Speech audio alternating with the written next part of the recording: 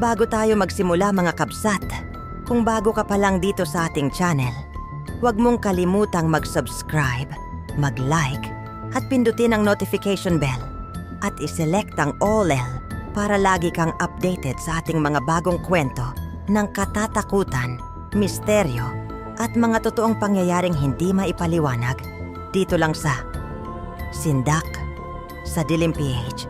Sa gabing ito, babalikan natin ang isa sa pinakamadilim na bahagi ng kasaysayan ng Pilipinas. Mga lumang selda, mga abandonadong detention cells, at mga sigaw na sinasabing naririnig pa rin hanggang ngayon kapag sumasapit ang hating gabi. Noong dekada 70, isa ang Pilipinas sa mga bansang dumaan sa isang madilim at kontrobersyal na yugto ng kasaysayan, ang panahon ng martial law. Sa ilalim ng batas militar, maraming Pilipino ang natutong mamuhay sa takot. May mga estudyante, mga mamamahayag, mga aktivista, at maging ordinaryong sibilyan na bigla na lamang dinadala sa mga kampo militar at detention centers para imbestigahan. May ilan na nakabalik sa kanilang pamilya, pero mayroon ding tuluyan ng nawala, na para bang nilamon na lamang ng dilim. Sa iba't ibang bahagi ng bansa, may mga lumang gusali at selda na naging saksi umano sa matinding hirap, takot, at pagdurusa ng mga nakakulong noon. Makakapal na bakal na pinto, malamig na sementong dingding, at makikitid na kulungan na hanggang ngayon ay tila dala pa rin ang bigat ng nakaraan. Paglipas ng maraming taon, may ilang detention facilities ang tuluyang isinara at pinabayaan na lamang. Unti-unting kinain ng kalawang ang mga rehas, nasira ang mga ilaw, at tinubuan ng lumot ang mga dingding. Ngunit ayon sa ilang dating guard at maintenance workers, may mga lugar daw na parang hindi tuluyang naiwan ng mga alaala. Dahil kapag sumasapit ang gabi, may mga mahihinang katok na naririnig mula sa mga bakanteng selda.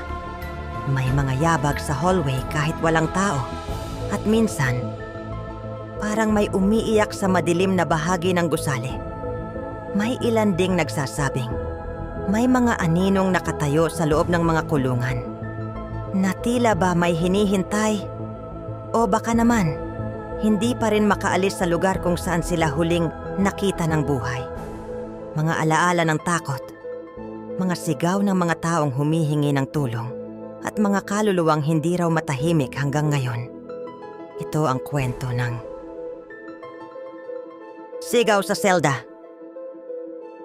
Noong taong 1998, may isang abandonadong detention facility sa isang liblib na bahagi ng Luzon ang muling binuksan para linisin at suriin. Matagal nang walang gumagamit sa gusali. Tahimik ang paligid.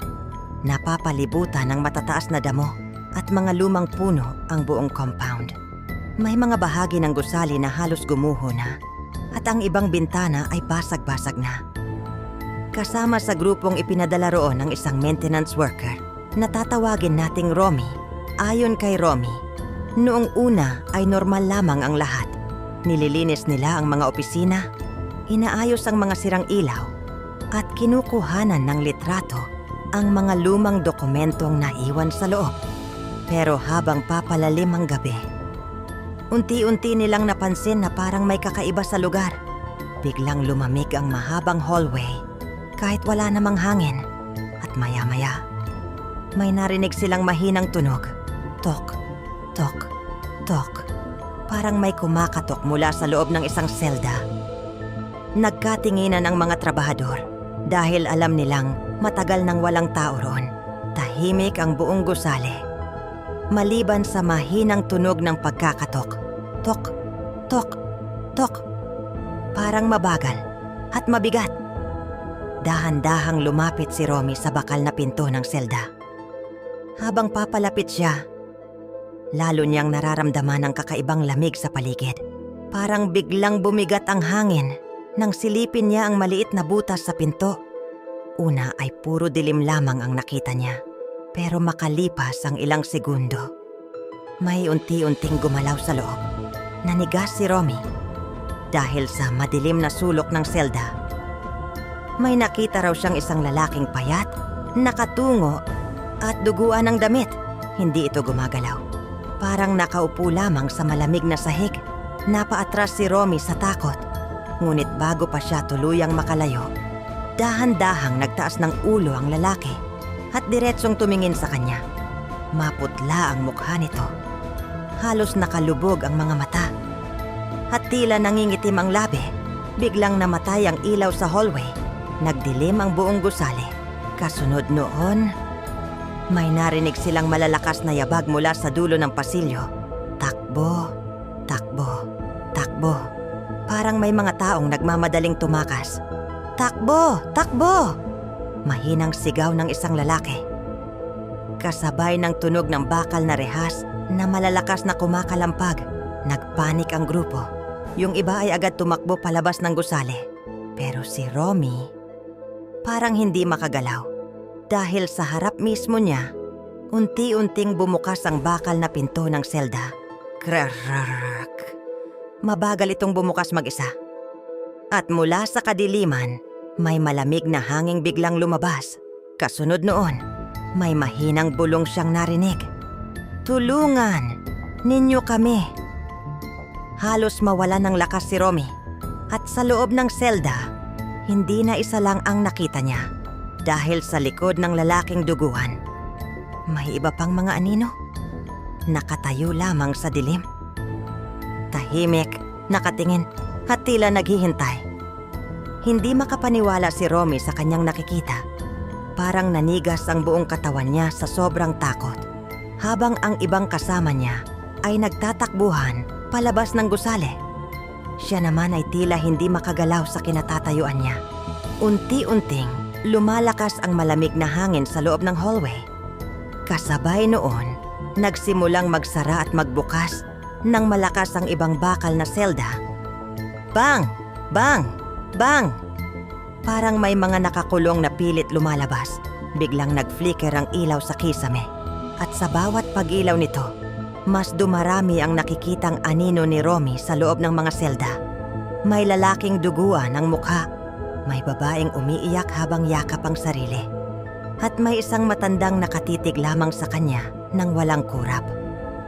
Pagkatapos, may narinig silang tunog ng lumang speaker system. Krak! Parang may static. At maya-maya, may boses na marahang nagsalita. Pakiusap, palabasin ninyo kami. Napaatras si Romy dahil ayon sa mga dokumentong nakita nila kanina, matagal nang walang kuryente ang buong gusali. Pero malinaw nilang naririnig ang boses mula sa lumang intercom. At hindi lamang isa ang nagsasalita. Unti-unting dumami ang mga boses, mahihinang iyakan, mga sigaw, at pagsusumamo. Tulungan ninyo kami. Hindi pa kami nakakauwi. Sabihin ninyo sa pamilya namin. Habang palakas ng palakas ang mga boses, napansin ni Romy ang isang lumang typewriter sa loob ng opisina sa dulo ng hallway. Bigla itong gumalaw mag-isa. Tak, tak, tak, tak. Parang may invisible na taong nagtatype. Dahan-dahang lumapit si Romy habang nanginginig. At nang makita niya ang papel sa typewriter, halos mawalan siya ng hininga. Dahil may unti-unting lumalabas na mga salita sa papel. Huwag ninyong kalimutan. Kasunod noon, biglang tumigil ang typewriter. At mula sa likod ni Romy, may malamig na boses na bumulong malapit sa kanyang tenga. Hanggang ngayon, nakakulong pa rin kami. Pagkarinig ni Romy sa malamig na bulong sa kanyang likuran, bigla siyang napasigaw at mabilis na tumakbo palabas ng gusali. Kasunod niya ang iba pang maintenance workers na halos hindi na magkanda-ugaga sa takot. Pagdating nila sa labas, bigla na lamang bumalik ang ilaw sa buong compound. At kasabay noon, tumigil ang lahat ng ingay mula sa loob ng detention facility. Tahimik. Sobrang tahimik. Pero ayon kay Romy, hindi niya kailanman makakalimutan ang gabing iyon. Dahil bago sila tuluyang umalis, may napansin siya sa isa sa mga lumang bintana ng gusali. May mga aninong nakatayo sa likod ng bakal na rehas. Tahimik lamang nakatingin sa kanila na tila ba humihingi pa rin ng tulong. Matapos ang insidenteng iyon, hindi na muling ipinagpatuloy ang paglilinis sa abandonadong detention facility. At ayon sa ilang residente malapit doon, kapag madaling araw daw, may naririnig pa ring mahihinang katok mula sa loob ng lumang selda. Tok, tok, tok.